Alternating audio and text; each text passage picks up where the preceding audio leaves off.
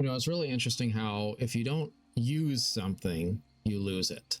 And, I was thinking about this the other day. My boss has this laptop and he takes it home and it sits around his house. And once in a while, he'll log on to do some work with it, but he really doesn't use it very much. So this happens, and then he takes it out and he wants to use it and he can't get it to connect to the network. And so I was messing around with it, trying to see, okay, what's going on here? Why is this laptop not working? So I make a ticket for it and I get a hold of technical support, and we're looking at this laptop and trying to figure out what's going on with it. Why can't he use it? And ultimately the reason why this is simply because it wasn't connected to the network frequently enough, so it wasn't able to renew its credentials. And so then when he tried to connect to the network, eventually it wasn't able to authenticate itself. And not a super hard thing to fix, just have to have technical support remote into it, and then we were able to get it back online. But it was all a frustrating experience for something that didn't need to be a problem. It was just a problem because it wasn't used very often. And I think about this quite often in life. When you try to do something all the time, you get used to doing it. You understand the nuance of what's going on. You are familiar. You have the muscle memory. It all works out pretty well until you take a break. Maybe you go on vacation. Maybe you step away for a while. Then you come back and you realize, oh my goodness, I can't remember my passwords and stuff because I haven't signed on to the computer in a little while. Or you have an exercise routine. You do it every day. You walk 10 miles, whatever it is, until suddenly something happens. Maybe you got sick. Maybe you were on a business trip and you didn't have time to exercise. And then suddenly, now that 10 miles a day sounds like a really big ask, and it starts to be hard to find the time and hard to find the motivation. Whatever it might be, when you do something every single day, it's not very hard to keep doing it every single day. But when you don't for a period of time, then problems just start to arise. I'll always remember this old man, and he used to walk up Mount Helena. It's a hill on the side of town, pretty big hill. We call it a mountain, but really it's one of the foothills of the Rocky Mountains, but it really is more of a hill than a mountain. It doesn't take very long to get up to the top, maybe an hour.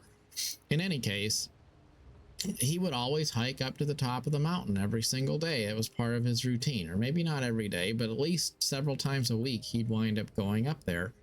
And then he got sick, and one day he just never went up the mountain again. And he always swore that a lot of his health problems stemmed from the fact that he lost that routine. He stopped going up the mountain every day.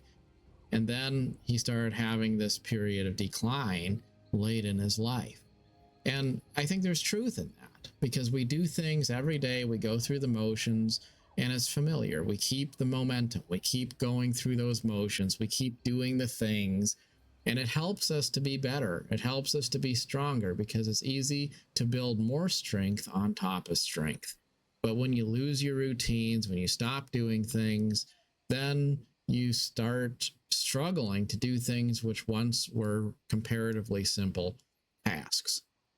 For example, I used to make videos every single day, and then for a period of time, like maybe a month or so, I kind of just didn't. I just lost the motivation. I was busy doing other things, had some trips I had to go on, and next thing you know, a few days turns into a month. I'm like, oh my goodness, it's been a little while since I've actually sat down and made any of these little videos. And I enjoy making the little videos. Just sit down, play some Elder Scrolls Online, chop some logs, and talk about life. And I think it's a kind of a nice, useful little hobby to have, to share my thoughts about life with the world, and have a little bit of maybe an opportunity to share some perspectives which could be useful, hopefully, to other people. In any case, it's not hard, but then I find you take some time off from it, and then it's hard. it's harder to come up with something original to think about and talk about. It's harder to just you know, do it, because I go turn on the computer and I realize, oh, I need to update OBS, and I need to make sure the microphone still works. It's crazy how little things, like you just don't update your computer for a little while, and then suddenly it's not one touch to plug and play anymore, because now something needs an update and something isn't configured quite right. It's not working quite right, you know, and life gets complicated. If you don't do something every day, it gets harder. And so I think it's just so important to have a routine, have something you do every day, and then keep on going back to those things. And it's also useful because it helps you have a sense of consistency in your life. Life is sometimes daunting. It's hard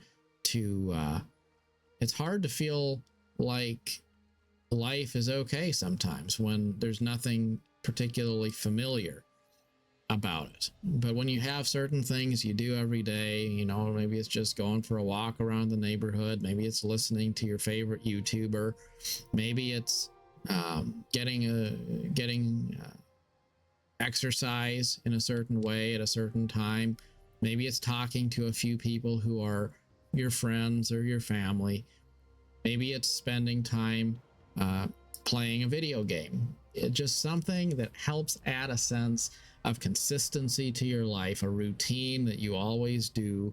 And it shouldn't be that your life is a slave to routine, because you do need to have the capacity. If you have something come up, you don't have to do the exact same thing every single day, but to just have some of those things that you come back to, things that add a level of familiarity and consistency in your life, can be really useful, especially when life starts to throw things at you that might not feel particularly comforting.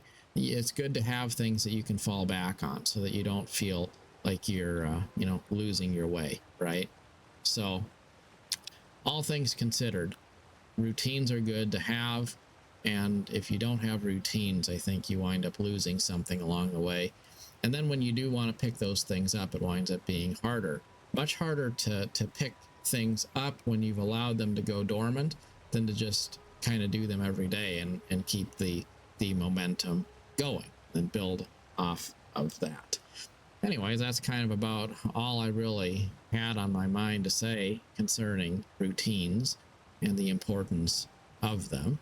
But I think it's important, though. It's important to keep yourself going, because sometimes if you give up on things, if you stop having routines, because sometimes you do, sometimes you think, oh, well, that's stupid, I don't need to be playing video games, or I don't need to be watching YouTube videos, or I don't need to be scrolling on my phone. Like, all of those things are valid points. Like, you don't need to be necessarily doing all of the things that you're doing in life. But if everything you do in life, you kind of go through a point where you say, well, that's stupid, I don't need to be doing that, then you could wind up in a situation where you've given up all of the things that give you a sense of consistency, a sense of purpose, a sense of being grounded. And if you go ditch to ditch, that can be bad too. And the truth is, everything in moderation, that's really what you need. It's not about giving up everything. It's about allowing everything to have its place, to have its turn, so that you're not living your whole life addicted to the YouTube videos, or living your whole life addicted to living at work, or anything like that. It's not about being extremely addicted to any one particular thing. It's about finding time and space for all of those things without letting any of them control an outsized share of your life. And that's one reason why I think I've come to realize I appreciate games that allow me to be casual a lot more as time goes on.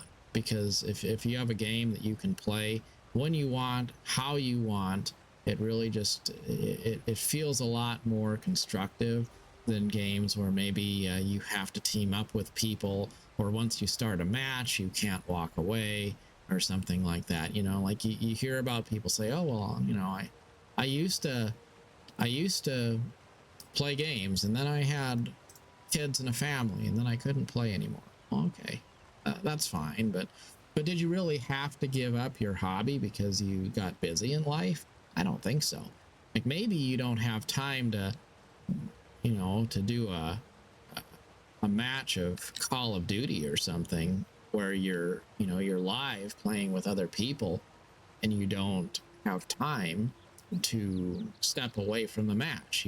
Like, once you're plugged in, you have to keep on going. Like, things like that, like, I understand where they can be kind of a challenge, but there's plenty of things where you can have the routine, you can have something that you always come back to, something that gives you a sense of groundedness, a sense of connection, and then you also can totally uh, let it be volitionary. So you can walk away, or you can pause it if something comes up, or if the phone rings, or if you have to take care of your kid, or be there for your spouse, or whatever it might be. And I think that's where, I remember this thing.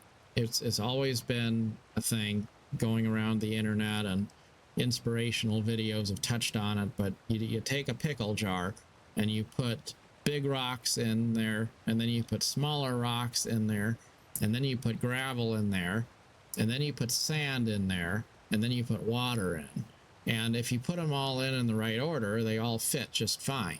But if you were to, put the water in first, and then you put in the sand, and then you put in the gravel, by the time you get to the end, you'd never have room for the big rocks. And so I think life needs to be like that, where you have plenty of room for everything, but you structure your life in a way which empowers you to put the important things first, and then have lots of small things which maybe they're also important, but they don't require that you give up anything in order to find room or time or space for them, because you just you make room for the big rocks, and then you have smaller things that fit in around the edges, and it all just works out in a rather poetic and positive way when you have those things. So I think it's important to, when you look at routines and you look at the things that you do, it's also important to ask that question, like, do the things that I'm doing give me empowerment to fit them around my life, or do they try to kind of take over my life? And if they empower you to live your life however you need to, while also having room for them, then those are healthy things. If it's something which prevents you from having a well-rounded life, then that's something you probably should let go, whether it's a gaming hobby, or even a toxic relationship. Isn't it true? Toxic relationships tend to be the kind of relationships that they say, me or the highway. You've got to spend time on that one thing. You've got to always be there for it, and if you're not, then you're not good enough. The job that requires you to work 80 hours a week, you can never disconnect from it, or the relationship that doesn't seem to ever allow you to have time for your friends or your hobbies, because you have to be there all the time, waiting on the will and pleasure of your significant other, or something of that nature, right? Like, toxic things we should always try to surrender in favor of things which allow us to have a sense of balance in our life. And yet we do need consistent routines, things we can always come back to, so that in a world which is often chaotic and unsettling, we can have things that are tried and true, and will be there for us through all of life's aridity and disenchantment. Always find time and room for a few things that you can always come back to and count on, and then your life will be a little bit more sane, maybe, despite all of the crazy things that happen around you. As always, good luck on your adventure. Till next time, thanks so much for watching.